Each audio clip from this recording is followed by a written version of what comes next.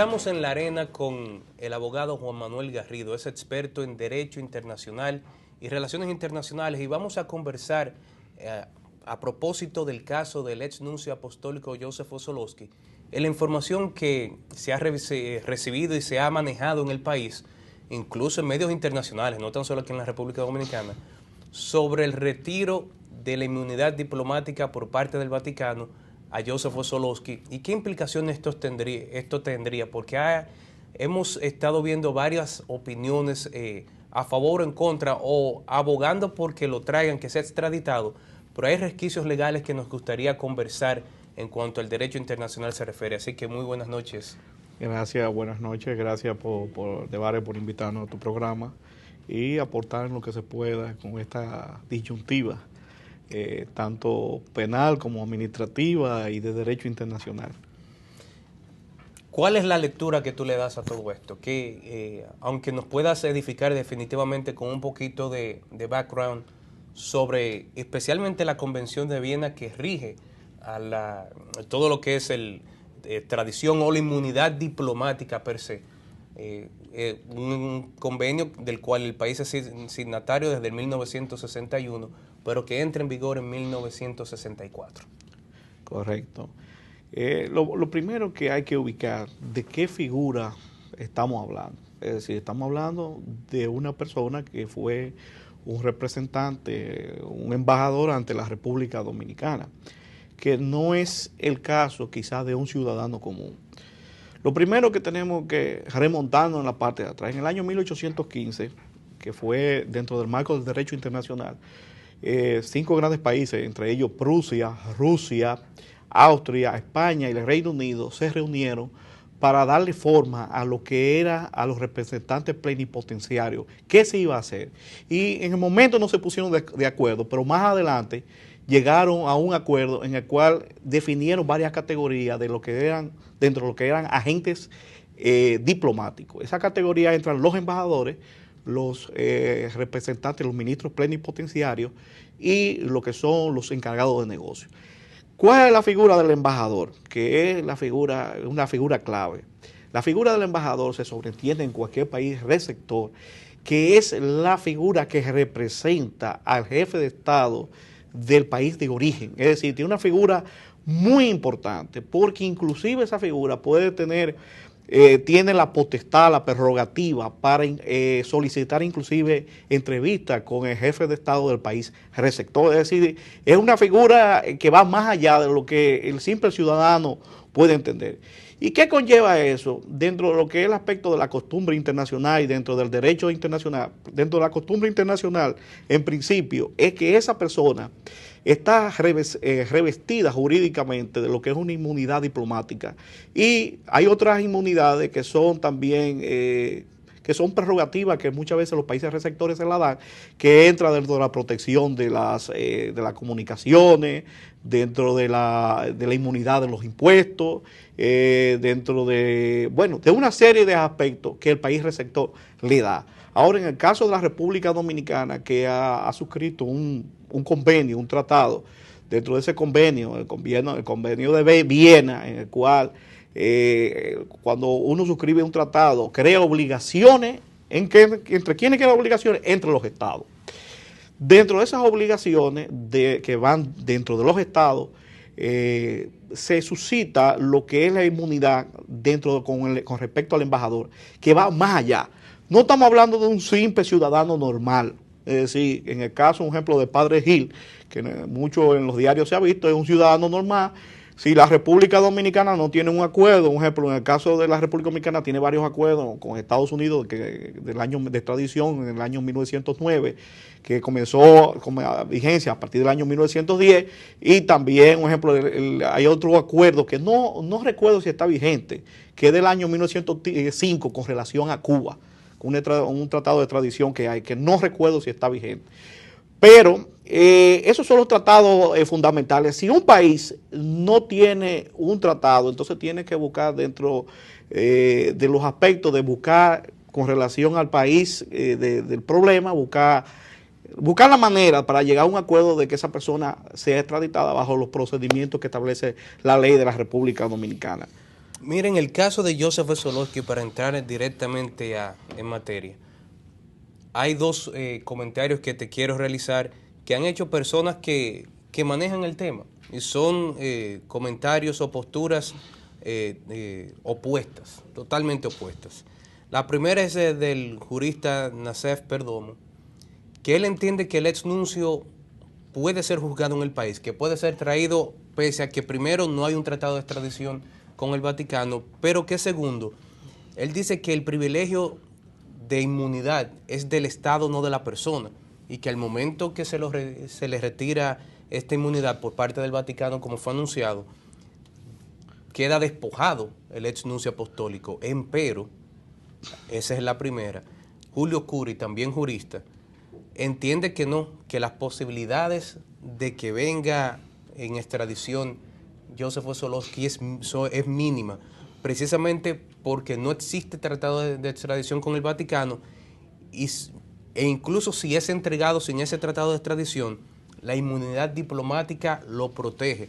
Nosotros buscamos, ya manejando un poco lo que es la Convención de Viena, y buscamos el artículo 31, que es el que habla específicamente sobre la inmunidad diplomática, pero el artículo 39 te habla de cuándo termina esa inmunidad diplomática, que es a partir de que sale del país y cesen sus funciones el diplomático, pero también específicamente indica el artículo 39 que pese a esto, todas las acciones que ese diplomático realizó durante las funciones que ejercía quedan cubiertas bajo la inmunidad. Hay retroactividad. Explíqueme un poquito por qué las diferencias en dos personas que son conocedoras del tema.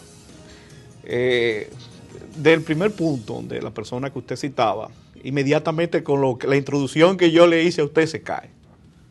Si estamos hablando, por eso le hice la introducción con relación al embajador. En este caso tiene el cargo de nuncio apostólico, que viene siendo el cargo cuando hay una relación directamente con el Estado Pontificio del Vaticano, y que en los países en el cual si tienen ese tipo de relaciones, si viene siendo inclusive hasta el decano. Si en los países que tienen relaciones con el Vaticano es el decano del cuerpo diplomático. ¿Qué sucede? Con relación a la segunda opinión que usted acaba de externar, es decir, el artículo 39, si bien es cierto, va más allá.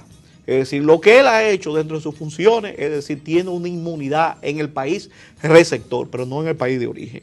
Es decir, yo entiendo que si esa inmunidad en el país de origen, que es desde el punto de vista del plano internacional que uno lo ve, quizás el Vaticano pueda, de una manera u otra, quizás manejarlo o juzgarlo por allá, o dentro de los aspectos que tienen, o dentro del derecho canónico, o dentro de los derechos que tengan, es decir, dentro del derecho que tengan, por ejemplo, el Estado Pontificio Vaticano. Ya eso es otra 500, como dicen en buen dominicano. Pero en el país receptor va a ser muy difícil, esa inmunidad lo va a seguir porque está dentro de su función y no es retroactiva. Usted lo acaba de decir. La convención es clara, la convención te explica y te indica que es el país de origen el que está en la potestad de juzgar los delitos cometidos por el diplomático cubierto por la inmunidad mientras estaba en sus funciones. Es decir, hay una diferencia ahí. Esta inmunidad no significa necesariamente impunidad. No, significa simplemente que la plataforma y el proceso de ser juzgado o sometido no va a ser en el país receptor, en este caso la República Dominicana. Vamos a ponerlo de otro plano. Vamos a suponer que ese señor no era nuncio. Es decir, que ese señor era un ciudadano, qué sé yo, de Polonia. Vamos a suponer un ciudadano normal. Si no hay un tratado de extradición, es decir, a él nadie lo va a obligar a ese señor, que aquí en República Dominicana se le conozca cualquier hecho punible. Es decir, eso es casi imposible, a menos que el país de origen diga, bueno, voluntariamente nosotros lo entregamos. Pero si no hay acuerdo de extradición, eso mismo se cae ahí. Cabe la posibilidad que el Vaticano lo haga. Pero entonces ahí tenemos el aliciente que si el Vaticano se aboca a realizar una entrega, tendría que enfrentar obligatoriamente, y pudiese ser una posibilidad, al gobierno polaco, porque Joseph Osolowski es polaco. Y Polonia no quiso entregar al padre Wojciech Alberto Gil, está siendo enjuiciado allá. Sí, correcto. Entonces ahí hay cosas que creo que también hay que analizar. Pero incluso, y creo que es importante que le demos a los televidentes este dato, Él fue ya condenado por la Iglesia Católica y fue enviado a estado laico, pero Joseph Osolowski apeló esa sentencia y será conocida en octubre de este año, escaso mes y medio, 2 meses. Es decir que incluso no se pudiera hacer ningún tipo de movimiento hasta que no se conozca esa apelación que él ha interpuesto en el Estado del Vaticano. Yo creo que eso no, es decir, a nivel de ese señor dentro del ámbito de la territorialidad de la República Dominicana, ese señor nunca se le va a poner una mano arriba. Es decir, lo digo en lenguaje llano, de forma que el público televidente lo puede entender, porque quizás que un lenguaje jurídico va más allá. Pero ese señor va a ser muy, muy difícil. Y más si tiene muy buenos abogados que sean internacionalistas, ese señor nunca va a llegar ni siquiera aquí a la República Dominicana. Ahora, podría hacer la hipótesis de que, bueno, el Vaticano está dispuesto a entregarlo. Bueno, ¿hasta qué punto? Es decir, bueno, el Vaticano lo va a entregar, pero entonces ese señor se va a agarrar que él cometió cualquier tipo de delito dentro de las funciones, por ejemplo, como diplomático. Y la ley se aplica para el porvenir. La ley, en este caso, no va a haber lo que es la retroactividad de la ley con relación a esa situación. ¿Qué fue lo que me llamó, Juan Manuel, mucho la atención? Me llamó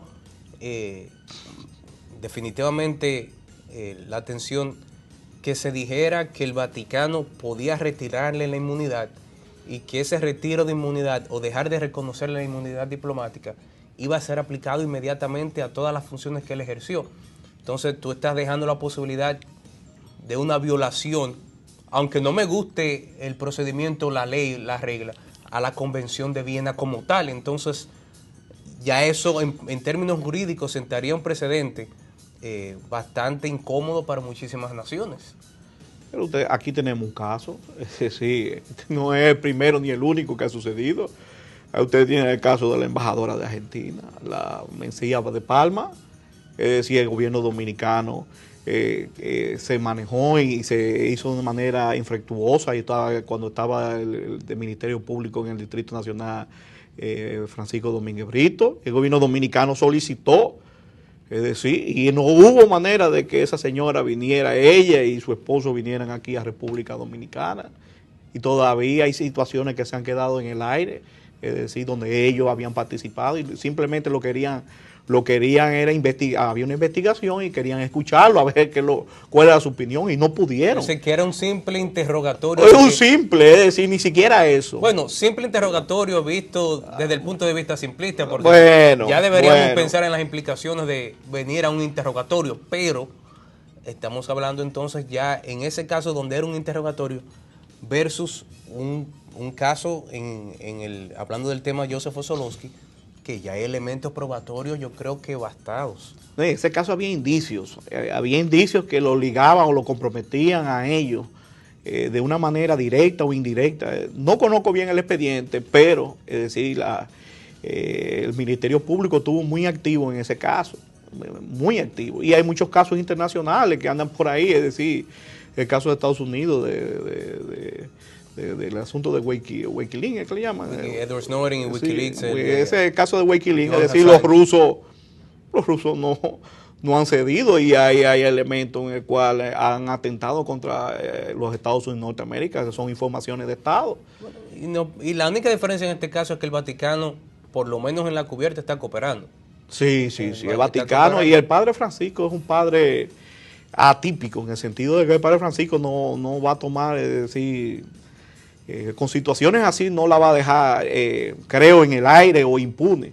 Pero el problema es que hay que verlo desde el punto de vista jurídico. ¿Qué es lo que nosotros hemos firmado? ¿Qué es lo que nosotros hemos tratado? Si yo he tratado contigo algo, que si te digo que esto es, te voy a vender una casa que tiene una piscina y yo después te vendo una casa que no tiene piscina, entonces yo estoy incumpliendo. Recuérdese que los tratados internacionales, es decir, son acuerdos entre Estados. Vuelvo y lo repito, son convenciones y hay obligaciones en las cuales hay que cumplir.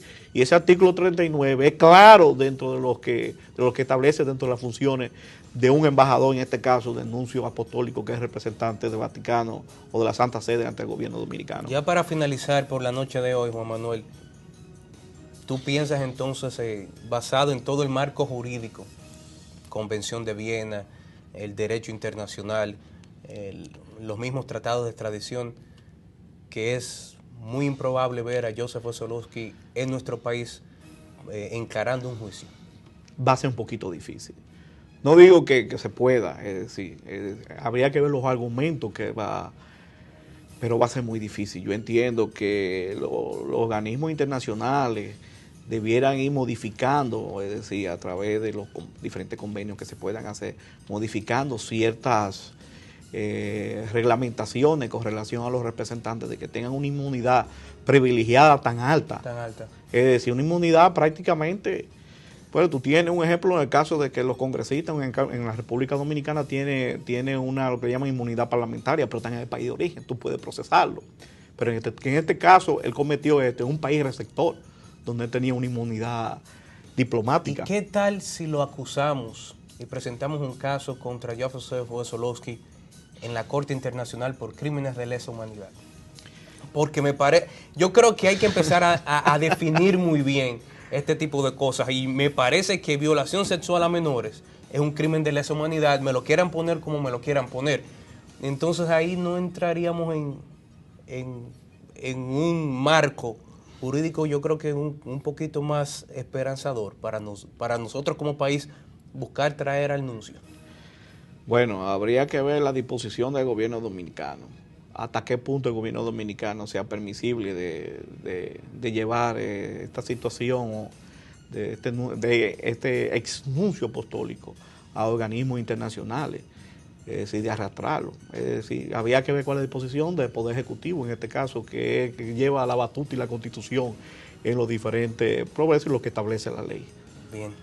Agradecemos muchísimo la participación en el día de hoy de Juan Manuel Garrido, experto en Derecho Internacional, en Relaciones Internacionales, para que conversáramos un poquito de cuáles son los detalles dentro del caso del ex nuncio apostólico Joseph Osolowski, porque es muy improbable que realmente pueda ser traído al país para que enfrente aquí un juicio por las acusaciones en su contra. De nuestra parte, lo que queremos es llevar esa información para que la gente entienda cuál es el marco legal y los detalles que pudieran entorpecer esta intentona, pero sin importar eso, nos parece definitivamente que el gobierno dominicano tiene que intentarlo, tiene que ejercer la presión y tratar, aunque la Convención de Viena es bastante clara.